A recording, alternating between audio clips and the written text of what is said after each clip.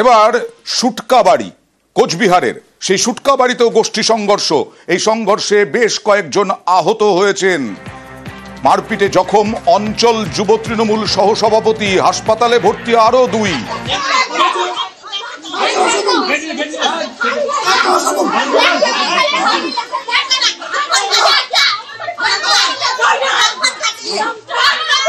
কথা বলবো প্রতিনিধি শুভঙ্করের সঙ্গে। শুভঙ্কর, অঞ্চল সভাপতির ছেলের বিরুদ্ধে হামলার অভিযোগ কেন? এরা কি এক ব্লকের সুটকাবাড়িতে বেশ কিছুদিন ধরেই ক্ষমতা দখলকে কেন্দ্র করে তৃণমূলের গোষ্ঠী কোন্দল রয়েছে, আর সেই গোষ্ঠী কোন্দলের জেরেই এদিন দুপুরে গোষ্ঠী সংঘর্ষের ঘটনা ঘটে। যেটা অভিযোগ, তৃণমূলের অঞ্চল সভাপতি সিরাজুর রহমানের ছেলে দলবল নিয়ে যুব তৃণমূলের সহসভাপতি, অঞ্চল যুব তৃণমূলের সহসভাপতি একটা মারধর করে এবং তার সাথে থাকা আরো বেশ কয়েকজন তৃণমূল কর্মীকে হত্যা করে। এই ঘটনায় 3 জন গুরুতর জখম হয়ে কোচবিহার এমজেএন মেডিকেল কলেজ ও হাসপাতালে চিকিৎসাধীন।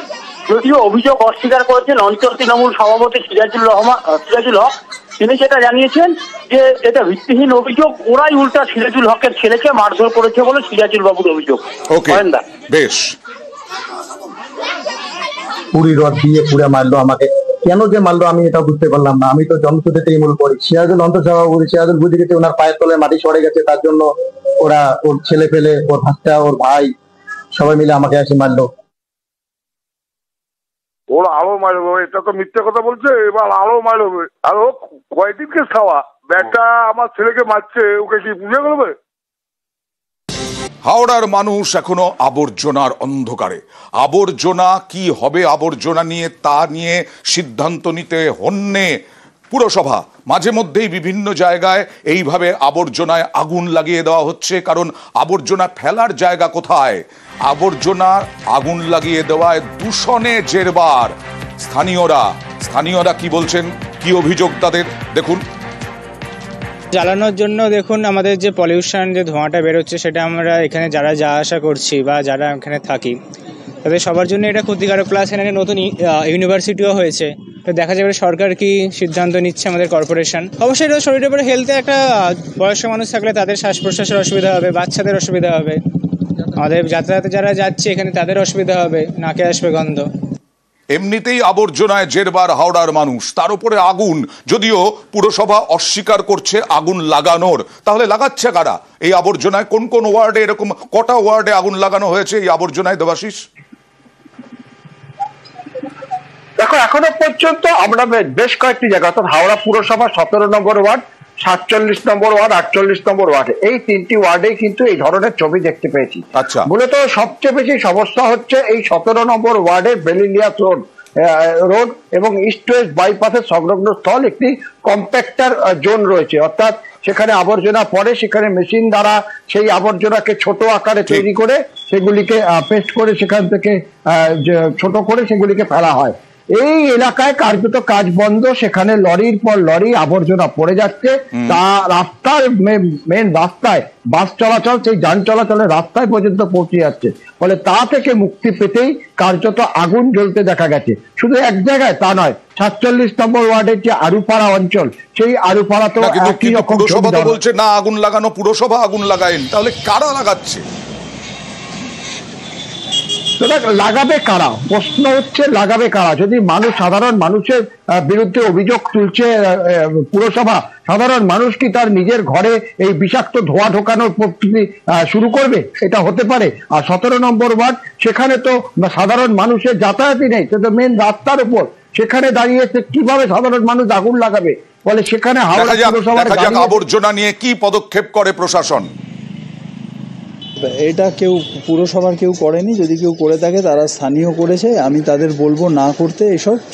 এবং আমাদের আমি আবারও বলেছি, একটা বিপর্যয় ঘটেছে, সেই বিপর্যয়কে সামলানোর জন্য আমরা যুদ্ধকালীন প্রস্তুতিতে কাজ করছি। এবং আমার ধারণা নেক্সট 2 দিনের মধ্যে, মানে আমি যেটা বলেছি কাল সকাল বা বেলার মধ্যে, পরিস্থিতি অনেকাংশে নর্মাল হয়ে যাবে। না, HMCর কেউ এসব করেনি।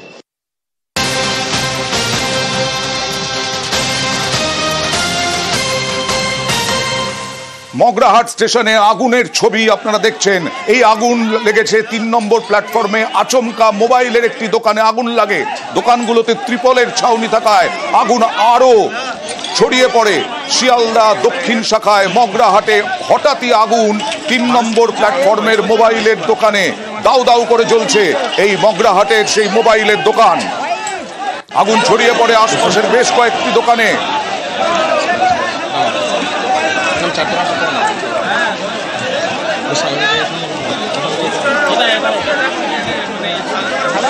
হঠাৎ আগুনে খুব স্বাভাবিকভাবেই আতঙ্ক ছড়িয়েছে মগরাহাট স্টেশনে। কথা বলবো প্রতিনিধি আনিসুদ্দিনের সঙ্গে। আনিসুদ্দিন, কিভাবে আগুন লাগলো? এখন একেবারেই মগরাহাট যে স্টেশন রয়েছে স্টেশনের 3 নম্বর প্ল্যাটফর্মে একটি মোবাইল দোকানে হঠাৎই এলাকার সাধারণ বাসিন্দারা দেখতে পায় যে ধোঁয়া উঠছে। এরপরেই বিধ্বংসী আগুন একেবারেই জ্বলে ওঠে এবং যেহেতু স্বাভাবিকভাবেই গরমের একটা প্রভাব রয়েছে এবং যে একেবারেই মগরাহাট স্টেশন সংলগ্ন এলাকায় ত্রিপল দিয়ে যে দোকানগুলি করা রয়েছে ফলে বিধ্বংসী আকার নেয় আগুন এবং ঘটনাস্থলে মগরাহাট জিআরপি রয়েছে এবং মানুষজন লাইনের উপরে উঠে চলে এসেছেন। রেল চলাচলের কি অবস্থা? ট্রেন চলাচলের কি অবস্থা? ডায়মন্ড হারবার লাইন এখনো যেহেতু ঈদের উৎসব চলছে এবং ট্রেনের উপরে একটি একেবারে ভিড় রয়েছে, তবে এই আগুন লাগার ঘটনার পরেই কিন্তু সাময়িকভাবে শিয়ালদা দক্ষিণ শাখার ডায়মন্ড হারবার লাইনের ট্রেন বন্ধ রয়েছে। এমনটা কিন্তু আনিসুদ্দিন একেবারেই প্রায় 1 ঘন্টার কাছাকাছি আমরা জিআরপি সূত্রে যেটা জানতে পারছি, ঘন্টা খানেকের কাছেই প্রায় ট্রেন সাময়িকভাবে বন্ধ রাখা হয়েছে। তবে আগুন নিয়ন্ত্রণে রয়েছে বলে এমনটাই কিন্তু আমরা জানতে পারছি এবং ট্রেন চলাচল কিছুক্ষণের মধ্যেই স্বাভাবিক হয়ে যাবে এমনটাই জিআরপি পক্ষ থেকে নিয়ে দোকানদাররা লাইনের ওপরে খুব স্বাভাবিকভাবেই ঘন্টা খানেকেরও বেশি হয়ে গেল ট্রেন চলাচল বন্ধ রয়েছে ডায়মন্ড হারবার লাইনে। এই মুহূর্তে কি খবর পাচ্ছ আনিসুদ্দিন? আগুন কি নিয়ন্ত্রণে, দমকল নিয়ন্ত্রণে আনতে পেরেছে? একেবারে আগুন যে বিধ্বংসী আকার নিয়েছিল সেই আগুন কিন্তু নিয়ন্ত্রণে আনা গেছে এমনটা কিন্তু দমকলের পক্ষ থেকে জানানো হয়েছে। তবে আর বেশ কিছুক্ষণের মধ্যেই ট্রেন চলাচল স্বাভাবিক হবে এমনটাই জিআরপির পক্ষ থেকে জানানো হয়েছে। কারণ যেহেতু এই ঈদের উৎসবে ট্রেনের উপরে বাড়তি যাত্রীদের চাপ থাকে এবং সেখানে এই ধরনের বিপত্তিকর ঘটনা, যেখানে একেবারেই ভয়াবহ অগ্নিকাণ্ডের ঘটনা রীতিমতো এলাকায় চাঞ্চল্য চলছে এবং এই যে মোবাইল দোকান তার আশেপাশেরও বেশ কয়েকটি দোকানে আগুন লেগে গেছে বলে এমনটাও কিন্তু আমরা জিআরপি সূত্রে জানতে পারছি। আরো একটি ছবি আমরা দেখাচ্ছি আনিসুদ্দিন, দাউ দাউ করে আগুন জ্বলছে, বেশ কয়েকটি দোকানে আগুন লেগেছে বলেই দেখা যাচ্ছে যা ছবিতে মনে করা হচ্ছে। এবং রেল চলাচল, ট্রেন চলাচল এখন ব্যাহত। ঘন্টা খানেকের ওপর হয়ে গেল ডায়মন্ড হারবার লাইনে ট্রেন চলছে না। এটা মগরাহাট স্টেশনে দেখছেন 3 নম্বর প্ল্যাটফর্মে দোকানে আগুন লাগে। সেই দোকান থেকে দাউ দাউ করে আগুন ছড়িয়ে পড়ে আরো বেশ কয়েকটি দোকানে। আরো একবার আনিসুদ্দিন তোমার কাছ থেকে জানতে চাইবো, কখন এই মোবাইলের দোকানে আগুন লাগলো কি করে?